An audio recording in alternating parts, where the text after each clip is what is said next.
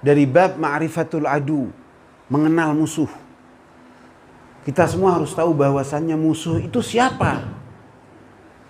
Apakah bangsa lain, ataukah agama lain, ataukah suku lain, ataukah kampung lain, atau fans sepak bola lain, ataukah mazhab lain, ataukah yang wiridannya lain, ataukah yang busananya berbeda, ataukah yang budayanya berbeda. Apakah itu musuh?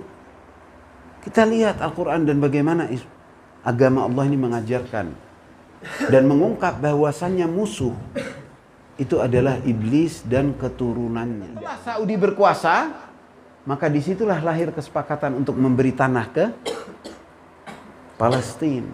Bagi siapa? Bagi yang Yahudi-Yahudi mau hijrah. Tapi bagaimana supaya semuanya hijrah? Bagaimana supaya semuanya itu pergi meninggalkan negara-negara yang ada di Eropa? Polandia, Prancis, Italia, Spanyol, Inggris, Jerman. Khususan bagaimana? Harus diciptakan eksodus. Maka diciptakanlah sosok seperti Hitler yang mana dia juga dari Ya'juj dan Ma'juj, Yahudi Ashkenazi, Khazar. Untuk apa? Melakukan pembunuhan habis-habisan. Yang dibunuh adalah orang-orang yang cacat dan orang-orang yang tua, tapi diangkat propaganda bahwasannya dia sedang membunuhin orang-orang Yahudi. Untuk apa? Supaya orang-orang Yahudi itu membawa hartanya dan segera pindah. Pindahnya kemana? Udah disiapkan. Palestina. Untuk dikuasai. Maka mereka wahum min kulli hadabin yansilun. Tokoh-tokoh mereka melobi Turki, melobi Saudi untuk mengizinkan tanah yang untuk diduduki. Di mana? Di Palestina. Di Palestina hiduplah Yahudi yang asli, Nasrani dan Muslim yang hidup berabad-abad di sana. Lalu mereka kuasai hari demi hari. Kenapa di Israel? Karena di situ adalah kiblah pertama. Sebelumnya mereka beri kedudukan dari kalangan mereka yang berkongsi dengan mereka juga untuk menduduki mana? Kiblah lain, yaitu Makkah, Ka'bah Al-Mukarramah. Sehingga di tahun 1926 dan dari masa tahun 1800-an sudah disiapkan untuk menduduki siapa? Siapa yang mau diangkat? Ada keturunan Bani Hashim dari Al-Hasani, Al-Husaini. Ada para ulama yang top di Madinah banyak, di mana-mana banyak. Tapi tidak. Mereka buat propaganda yang besar-besaran. Setelah Turki menduduki, mereka ajak peperangan kepada Turki. Kemudian yang dinaikkan oleh mereka siapa? Harus dari kalangan mereka sendiri. Tapi dari kalangan yang hidup dari masa itu yang telah hidup di Jazirah Arabia. Yaitu apa? Bani Sa'ud. Karena mereka adalah dari tutusan keturunan yang sama. Untuk apa? Untuk menguasai kiblah yang satunya. Makkah Mukarramah. Sehingga apa perannya? Bagaimana? Kerajaan itu. Negeri Nabi yang bernama Hijaz diganti dengan nama-nama klan. Menjadi nama apa namanya yang terkenal? Saudi. Nama klannya, nama kabilahnya. Kabilah yang lain aja semua banyak yang kesal dengan hal itu. Ulama luar biasa kesal. Apa yang pertama-tama mereka lakukan? Menghancurkan segala prasasti dan peninggalan-peninggalan sejarah. Kubah-kubah yang ada di Baqi diratakan. Makam para sahabat, para kerabat, para istri Rasul rata dengan tanah. Masjid jin di sana turunnya jin telah menjadi pasar. Rumah Nabi dengan Siti Khadijah telah menjadi kamar mandi umum. Obelix dan itu Nusubur Syaitan yang mana dari masa Nabi Allah Ibrahim adalah seperti ini dia. Di mana para penyembah setan berkiblat di sana, berkiblat ke sana. Di Turki pun juga ada antara Hagia Sophia dan The Blue Mosque, Masjid Biru. Saya ngelihat sendiri itu. Gak dirubah, ada peninggalan sejarah. Dan itu merajam itu dari masa setiap manasik. Sekarang diganti dengan tembok yang rata. Dengan alasan apa? Supaya yang nyambit bisa. Mana ini? Ini orang-orang yang biasa meneriakkan bid'ah kepada maulid. Syirik kepada tahlil. Bid'ah, syirik dan lain sebagainya. Dengan nama-nama dan istilah-istilahnya yang sifatnya religi, tapi telah melakukan hal yang luar biasa lebih parah. Kemudian dikelilingi Makkah itu dengan segala korporasi-korporasi dan industri besar-besar milik sindikat Zionisme internasional. Lihat hotel-hotel semua milik siapa? Lihat perusahaan-perusahaan yang berjalan milik siapa? Habis.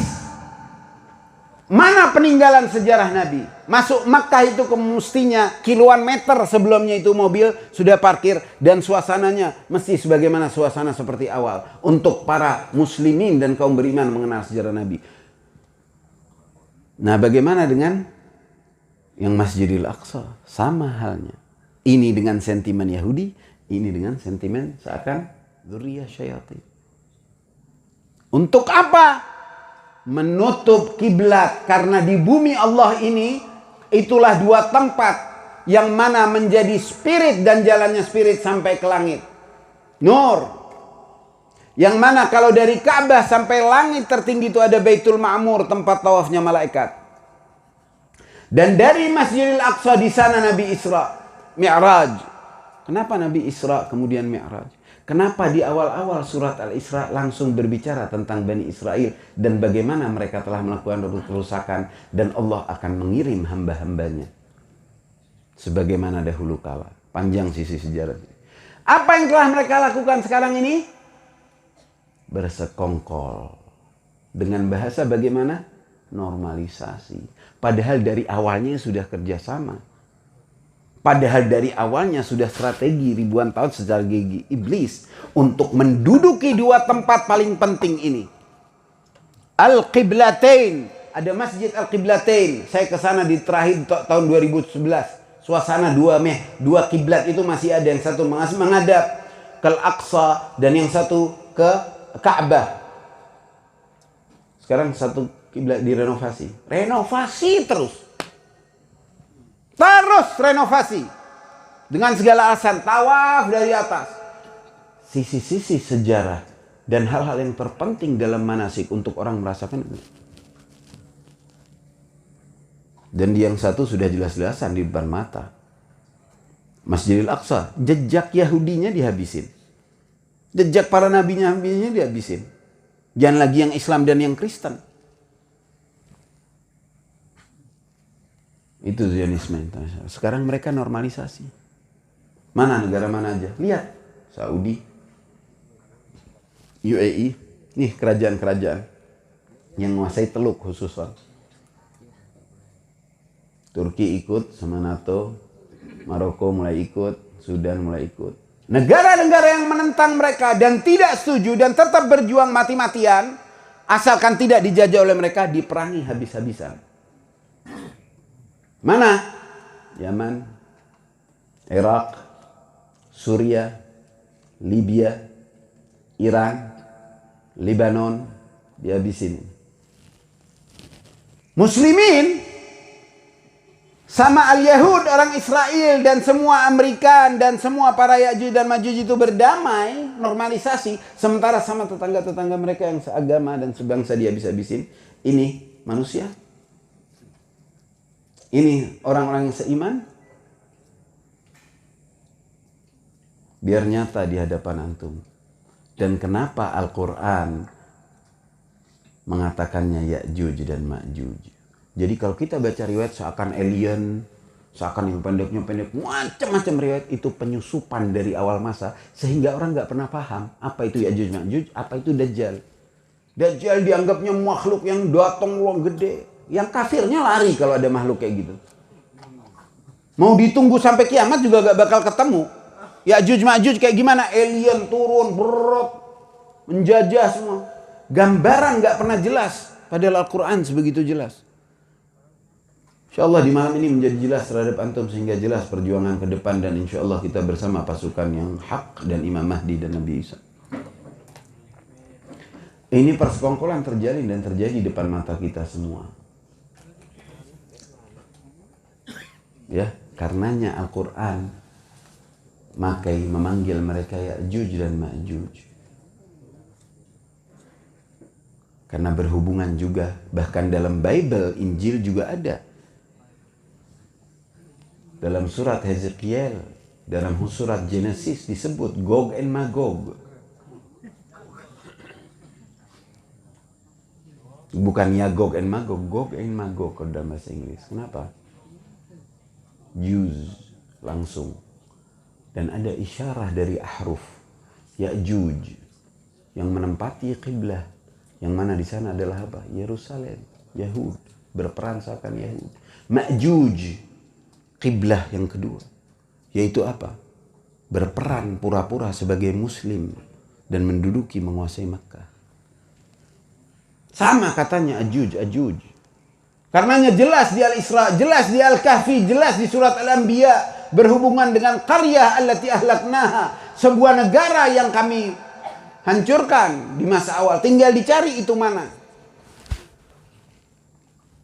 Jadi itulah mereka, keturunan iblis yang menduduki Masjidil Aqsa dan juga yang menduduki Masjidil Haram.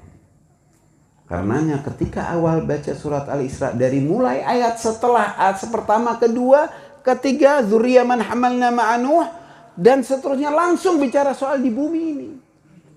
Soal bagaimana mereka la tufsidunna marratain dibilang. Nanti Allah akan kirim hamba-hamba kami. Dan ketika kekuasaan ini sudah di Israel, berarti sudah tidak lama lagi.